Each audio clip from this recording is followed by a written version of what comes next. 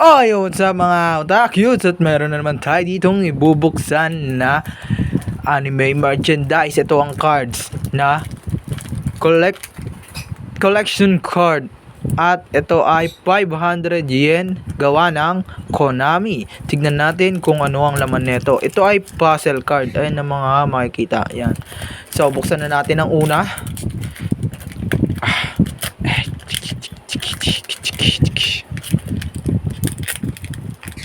Mali ang pagkabukas ko. Pero yaman na. Ano kaya ang makukuha natin?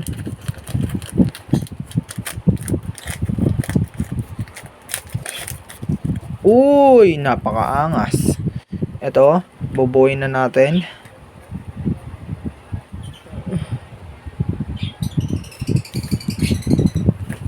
Uy, nalaglag ang isa po.